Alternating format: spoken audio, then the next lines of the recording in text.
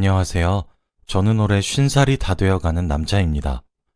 저에게 얼마 전 아주 충격적인 일이 일어나서 여러분들께 전해드리고자 이렇게 사연을 써요. 제가 처음 다니던 회사에서 저는 팀장직을 맡고 있었습니다. 회사도 크고 직원도 많아서 안정적이었는데 갑자기 비리로 회사가 위태로워지고 말았죠.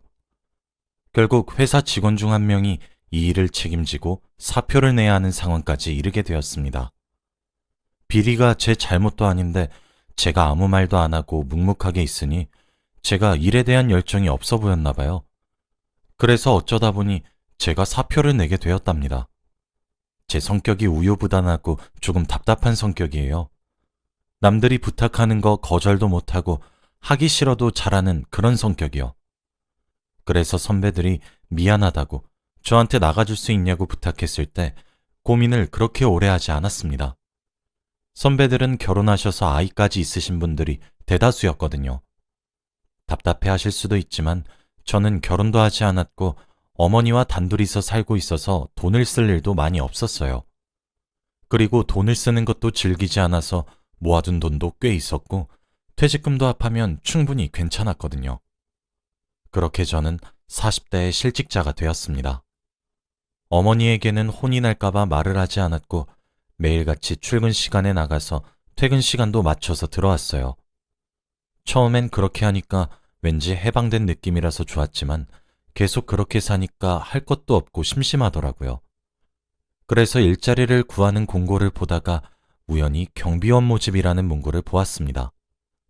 제가 알고 있던 경비원은 하루 종일 경비실에 앉아서 동료들끼리 이야기만 나누고 건물 관리만 하는 간단한 일이라고 생각했어요.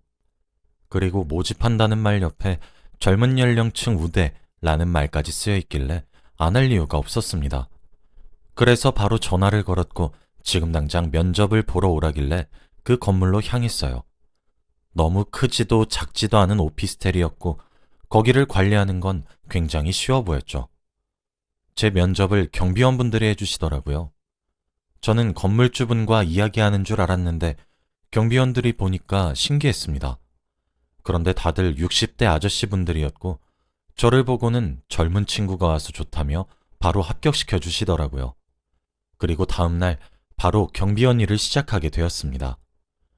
경비원들의 평균 나이는 아니었지만 그래도 잘 적응했고 경비원 아저씨분들과 친해지게 되었어요. 그리고 일도 어렵지 않았고 제가 나이가 거기서 어린 편이니 힘을 쓰는 일을 대부분 했던 것 같습니다. 딱히 돈을 벌기 위해서 했다기보다는 할 일이 없고 심심해서 한 것이기 때문에 만족했죠. 경비원 일을 한 지 딱 일주일 되는 날 사건이 터지고 말았어요. 제가 평일에 3번 정도 출근하니까 입주민들의 얼굴을 잘 기억 못합니다. 아직 적응하는 데에 중점을 두고 해야 할 일이 너무 많았기 때문에 한 명 한 명 기억할 수 없었죠. 그런데 그때 오피스텔에서 누군가 동물을 데리고 들어오더라고요. 그곳은 동물을 키우는 것은 금지되어 있는데 아주 당당하게 강아지에게 목줄을 채우고 엘리베이터를 기다리고 계셨죠. 입주민이 아니라 놀러 오신 분인가 싶어서 그분에게 다가가 저희 오피스텔에는 동물은 못 들어와요 라고 말했습니다. 그런데 그분은 당황하면서 네? 저 누군지 모르세요? 라고 하더라고요. 갑자기 무슨 말인가 싶어서 네, 강아지 데리고 오신 거 보니까 입주민 아니신 것 같은데 다른 사람 위해서라도 배려 부탁드릴게요. 라고 했죠. 아, 아저씨 처음 왔구나. 여기 경비원 교육 왜 이따위로 해? 그때 엘리베이터가 도착했고 막무가내로 강아지를 데리고 엘리베이터를 타려고 하길래 저는 그분이 잡고 있던 목줄을 잡고 안 돼요. 당장 나오세요. 라고 했습니다. 그 사람은 미쳤어? 우리 강아지 목줄에서 손 떼! 라고 하며 자기 강아지를 안고 우리 애기 많이 아팠어? 라고 하더라고요. 그러면서 저를 째려봤고 여기 경비원 교육을 무슨 이따위로 해! 내가 누군지 다른 사람들한테 물어봐. 그리고 입주민이 여기서 사는 동안 강아지 좀 키우겠다는데 경비가 무슨 상관이야? 우리 퍼피는 짖지도 않고 얼마나 순한 강아지인데. 그 사람은 막무가내로 강아지를 안은 채 엘리베이터를 탔고 맨 꼭대기층으로 가더라고요. 그 층은 저희 오피스텔에서 가장 비싼 집이었습니다. 경비실에 가서 오늘 겪은 상황을 다 말했더니 다들 저에게 에휴, 왜 하필 그 악덕한테 걸려서 그 새파랗게 어린 청년 싸가지 없어. 아주 걸리면 죽을 때까지 따라다닌냐. 너 들어오기 전에 있던 애도 그 청년 때문에 나간 거 아니여. 이제 큰일 났어. 너 어쩔겨? 그 청년 성격 별로니까 건들지 말어. 그냥 무시혀. 라고 하더군요. 그래도 규칙대로 해야. 에휴, 네가 건물주여? 건물주만 맘대로 할 수 있는겨. 그리고 건물주 할아버지는 요새 통 안 보이더라. 그 입주민을 건물주에게 말씀드려서 조치를 취해야 하는데 건물주 할아버지는 한동안 잘 오시다가 어느 순간부터 오시지 않으신대요. 경비원 아저씨들 말로는 아프시거나 돌아가신 것 같다고 했습니다. 아무튼 건물주 할아버지가 못 오시니까 조치를 취할 방법이 없었어요. 그래도 저는 강아지를 데리고 올 때마다 강아지 데리고 오면 안 된다고 말을 했습니다. 그럴 때마다 그 사람은 저에게 욕을 뱉으면서 야, 너 내가 잘리게 할 수 있어? 밥줄 끊기고 싶지 않으면 다른 경비원처럼 그냥 가만히 짜져 있으라고 라고 했고 제가 그래도 안 된다고 하니까 차마 입에 담을 수조차 없는 폭언을 퍼붓더라고요. 근데 돈을 벌어야 하고 일은 계속해야 하니까 꾹 참고 일을 했습니다. 그런데 그 청년은 제 앞을 지나가다가 다시 다가와서는 인사 안 해? 라고 하더군요. 경비원이 입주민에게 인사를 해야 하나요? 저는 무슨 말인지 모르겠다는 표정을 짓고 아무 말도 안 하고 있으니 난 아픈 사람 안 봐줘. 당장 90도로 허리 굽혀서 인사해. 안 그러면 또 나한테 혼난다. 라고 했습니다. 저는 끝까지 인사를 하지 않았더니 그 청년은 손가락으로 제 머리를 밀치면서 야, 너 일 똑바로 안 해? 여기 있는 경비원들 다 나한테 인사해. 내가 여기서 제일 비싼 집에서 사는데 이 정도는 해야지. 내 관리비가 다 너희 월급이야. 어디서 이런 싸가지 없는 애를 데리고 와서는. 에휴. 청년의 말을 들으니 내가 왜 그런 말까지 들으면서 일하고 있는지 모르겠고 마음 같아서는 한 대만 딱 치고 당장 일을 관두고 싶더라고요. 이런 갑질을 인터넷으로만 봤지 실제로 당해보니까 말문이 턱 막히고 가슴에 무언가 응어리진 것처럼 답답했습니다. 청년의 갑질은 여기서 끝나지 않았어요. 깁스를 하고 거동이 불편한 저를 보고 자기 집에 가서 차키 좀 들고 와달라고 하는 건 기본이었고 분리수거를 해주라고 하면서 저를 하인 취급했죠. 경비원이 이런 일까지 해야 하나요? 건물주 할아버지는 왜 이런 사람을 아직까지 이 집에서 살게 하는지 궁금했습니다. 저는 그 청년의 갑질을 도저히 참을 수 없었던 아주 큰 사건이 하나 있었는데 그 사건의 계기로 저는 경비원 일을 그만두게 되었어요. 그 남자는 사생활이 많이 문란한 듯 보였는데 그 남자의 집으로 가는 여자들이 한두 명이 아니었습니다. 그런데 그 여자들도 바람을 피우고 있다는 사실을 알고 있는지 저에게 다가와서 방금 누가 그 집 들어갔는지 확인하게 엘리베이터 CCTV 좀 확인할게요. 라고 하면서 자기네들 증거를 모으는데 저를 이용했습니다. 그런데 함부로 CCTV 자료를 주면 안 되었기에 절대 보여줄 수 없고 개인정보라서 허락을 받아야 한다고 규칙대로 말을 했죠. 그렇게 말을 하면 한 5명 중에 4명은 알겠습니다 하고 가는데 딱 한 여자가 고집이 굉장히 셌어요. 제가 아무리 해도 안 된다고 그냥 가라고 하니까 갑자기 저를 오빠라고 부르면서 저에게 팔짱을 끼고 달라붙더라고요. 오빠, 내가 딱 한 번만 부탁할게. 내 남자친구가 다른 여자 만나는 것 같아서 그래. 내가 이번 일 잘 해결되면 거하게 한턱 쏠게. 자기 아빠뻘 되는 저한테 오빠라고 하다뇨. 그 여자를 보니까 더 자료를 넘겨주기 싫었고 팔짱을 낀 팔을 빼려고 하니까 더 힘을 주면서 달라붙더라고요. 그런데 그때 야, 뭐 하는 짓이야? 라고 하며 멀리서 그 청년이 나타났습니다. 제 옆에 붙어있던 여자는 너무 놀라서 팔을 급하게 빼버렸고 청년이 성큼성큼 걸어왔죠. 청년은 오자마자 저에게 주먹질하면서 너 미쳤어? 내 여자친구를 넘봐? 라고 하더라고요. 이 상황이 너무 억울해서 지금까지 있었던 일을 다 말했습니다. 그러고 여자에게 제대로 말하라고 눈빛을 보냈죠. 청년은 여자에게 저놈 말 사실이야? 라고 물었는데 그 여자는 제 눈을 피했고 무슨 소리야? 저 아저씨가 나한테 달라붙은 거야. 라고 말을 해버리더군요. 여자의 말이 끝나자마자 청년은 저의 멱살을 잡고 구석진 곳으로 끌고 가서 무자비하게 폭행했습니다. 정말 이러다가 죽겠다 싶을 정도로 맞았어요. 제가 맞을 동안 그 여자는 쳐다보기만 하더군요. 너무 억울하고 화가 나서 더 이상 이 일을 하기 싫었습니다. 그래서 바로 사표를 내고 집으로 돌아갔어요. 집에 가니 저희 어머니가 있었고 피투성이인 저를 보고는 도대체 무슨 일이냐고 울면서 물어보더라고요. 제가 직장을 관둔 것도 모르시는 어머니에게 결국 처음부터 끝까지 모든 이야기를 다 전했습니다. 비리 때문에 사표를 냈고 경비원 일을 했는데 갑질을 심하게 당한 것들 전부 다요. 말하면서 눈물을 끊임없이 흘렸고 어머니도 너무 미안하다며 저를 꼭 안아주셨어요.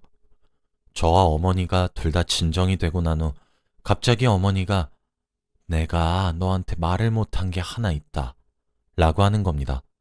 그러면서 사실 내 나이가 이제 80이 넘었고 세상을 떠날 날이 얼마 남지 않아서 지금 말하지 않으면 말할 수 없을 것 같구나. 사실 너희 아버지가 돌아가시기 전에 하나 남겨놓으신 게 있어. 사실은 아버지가 너 일자리 잃었을 때 주라며 건물을 하나 남겨놓으셨다. 앞으로 그런 일 하지 말고 그 건물 월세 이제 네가 받으면서 편하게 살렴. 이라고 하면서 종이 한 장을 주셨고 거기에는 건물 명의가 저로 되어 있었습니다. 그러고 더 놀라운 건 그 건물이 바로 제가 경비원으로 일하던 오피스텔이었어요. 저는 살아생전에 아버지에게 건물이 있는지도 몰랐는데 어머니는 저에게 작은 건물이라 미안하단다 라고 하셨습니다. 작은 오피스텔이었지만 저에게는 너무 크게 느껴졌고 이제 제 거라는 것이 도저히 믿기지 않더라고요. 경비원 아저씨들이 주인 할아버지가 요즘 도통 안 나온다고 했던 게 바로 아버지가 돌아가셔서 못 나오신 거였습니다. 저는 이 상황이 꿈인지 생신지 현실 파악이 되지 않으면서 믿기지 않았죠. 그때 딱 머릿속에 스쳐 지나가는 입주자가 생각이 나면서 건물주만 그 사람을 쫓아낼 수 있다는 말이 생각났고 저는 그 청년에게 복수를 하기로 마음을 먹었어요. 저는 상처를 치료하고 회복하는데 몇 달이 걸렸고 몇 달 뒤 그 오피스텔로 갔습니다. 그곳에 가니 같이 일하던 경비원 아저씨들이 저를 반겨주시더라고요. 어이구, 웬일이야? 오랜만이네. 안녕하세요. 그동안 별일 없었죠? 뭐 별일이야. 얼마 전에 그 제일 위층 청년. 그 청년 때문에 또 난리였지. 왜요? 글쎄 네가 나가고 새 경비원을 다시 뽑았는데 그 청년 자동차가 이상한 곳에 주차되어 있어서 다른 곳에 주차하라고 하니까 그 경비원 얼굴에다가 냅다 침을 뱉었지 뭐야. 근데 그 경비원은 경찰에 신고를 해불었어. 그래서 난리 났지 뭐. 어떻게 사람 얼굴에 침을 뱉을 수 있나요? 경비원 아저씨의 말을 계속 들어보니 그 청년은 경찰에게 끌려가는 동안에도 계속 새로운 경비원에게 욕을 하면서 내가 너 자를 거야 라고 했대요. 그리고 얼마 뒤 한 노부부가 오셔서 새로운 경비원에게 사과를 했다고 합니다. 그 노부부는 청년의 부모님이고 애가 워낙 별나서 자기네들은 반지하에서 사는데 애는 이런 비싼 곳에서 산다고 하더군요. 무슨 이런 사람이 다 있나요? 청년의 부모는 돈을 벌면 다 여기 월세랑 용돈으로 들어가고 자기네들은 매일 라면에 물만 먹고 산다고 하더군요. 저는 그 말을 듣고 더 화가 치밀어 올랐습니다. 그때 마침 제가 오기 전에 불렀던 이삿짐 센터 아저씨들이 도착했어요. 그분들에게 청년 집에 있는 짐들을 다 빼서 용달차에 실어달라고 했습니다. 그러니 경비원 아저씨들은 뭐 하는 거냐고 놀라시더라고요. 그때 저는 어머니에게서 받은 건물주 명의가 저로 되어 있는 종이를 그분들에게 보여주었어요. 경비원 아저씨들은 헉 하고 놀라셨고 설마 그 건물주 할아버지 아들이 저냐고 물어보시는 겁니다. 저는 맞다고 했고 짐들을 다 내놓기 시작했죠. 몇 시간 동안 뺀 끝에 용달차에 청년의 짐이 가득하게 실어져 있었고 그 청년이 돌아오기만을 기다렸어요. 얼마 지나지 않아서 청년은 밖에 용달차에 실어져 있던 자기 짐을 봤는지 화를 불같이 내면서 찾아오더라고요. 너 뭔데 내 짐을 저렇게 다 빼? 너 내가 신고할 거야? 건물주는 뭐 하는데 입주자가 이런 꼴을 당하고 있는데도 안 나타나? 건물주 누구야? 라고 했죠. 저는 그때 건물주 여기 있네. 네 앞에. 라고 했습니다. 청년은 웃으면서 내가 지금 장난할 것처럼 보이니? 아저씨, 빨리 건물주 할아버지 불러주세요. 라고 했습니다. 저는 다시 그 종이를 그 청년에게 보여주었고 이 오피스텔의 주인이 저인 것을 확인하고는 얼굴이 사색이 되었죠. 너 문서 조작했냐? 네가 왜? 건물주만 네 짐을 뺄 수 있다고 하지 않았나? 청년은 놀라면서 주저앉았고 멍하니 바닥만 쳐다보았죠. 아니야, 이럴 순 없어. 어떻게 네가... 저는 경찰에 그를 신고했습니다. 저를 폭행하고 갑질한 죄로 신고했고 얼마 지나지 않아서 감옥으로 가게 되었어요. 솔직히 청년의 부모님들이 찾아와서 한 번만 봐달라고 비셨지만 청년을 위해서라도 감옥 가서 제대로 벌 받아야 한다고 말씀드렸습니다. 마음의 상처는 아물지 않았지만 그래도 지금은 통쾌해요. 평생 밑바닥 인생을 살아야 하나 싶었는데 아버지가 남기고 간 재산 덕분에 한순간에 복수를 할 수 있었습니다. 그 사람은 저에게 합의를 하자고 했지만 저는 돈을 받고 싶지 않았고 그가 제대로 된 처벌을 받는 걸 원했기에 절대 합의해주지 않았어요. 그 뒤로 건물에 자주 가서 경비원 아저씨들과 수다도 떨고 입주민들 관리도 열심히 하면서 살고 있습니다.